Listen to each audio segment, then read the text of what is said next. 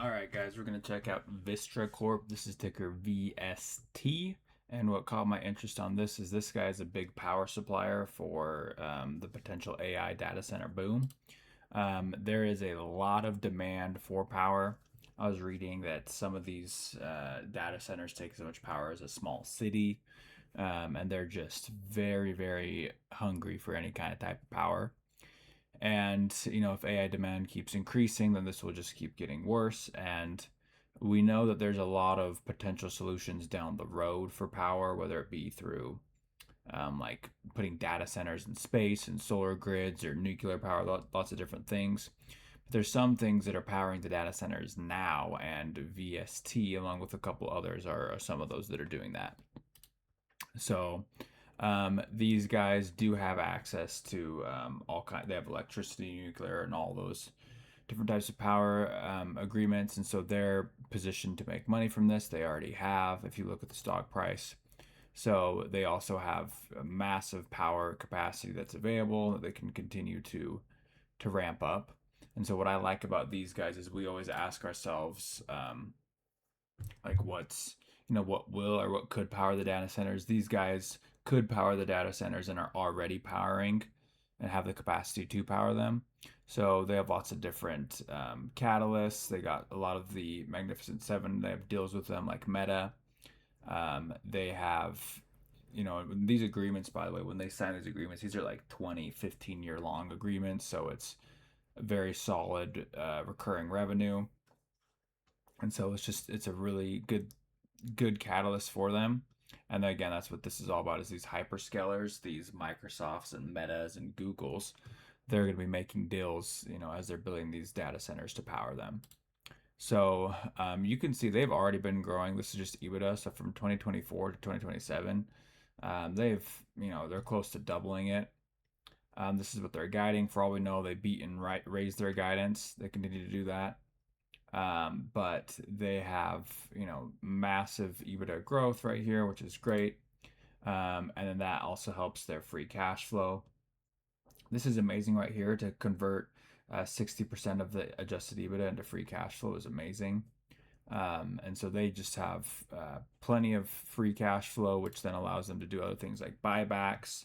This is what I thought was really interesting. They repurchased 30% of the share count since late 2021. You don't That's pretty rare. So that's a big deal to retire 30% of the share count.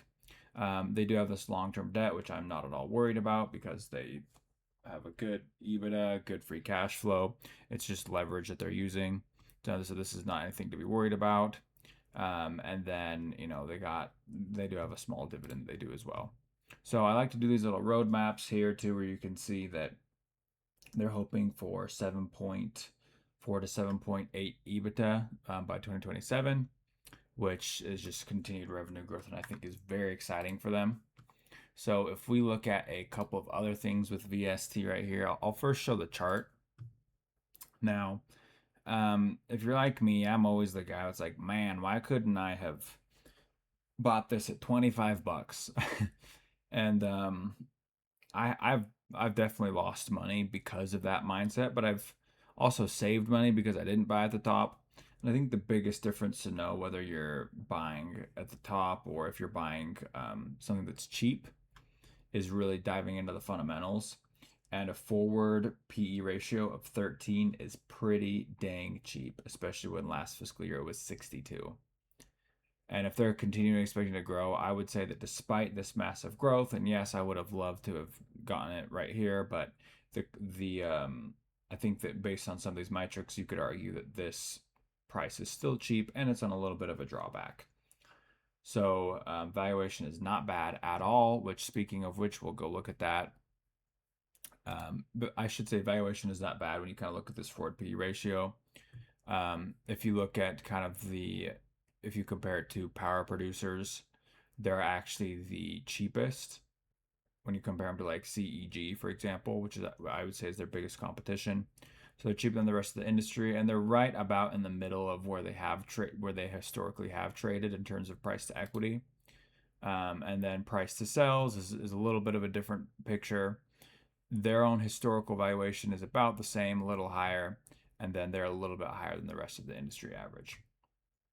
So it's really, for me, it's all about that forward growth and what that looks like, and then these AI data centers and the revenue that that could create that I'm kind of watching and looking for that forecast. So I think that's pretty exciting. The institutional ownership is basically flat. They have been buying some. It's up about 2 or 3% if you compare since the beginning of 2025. And I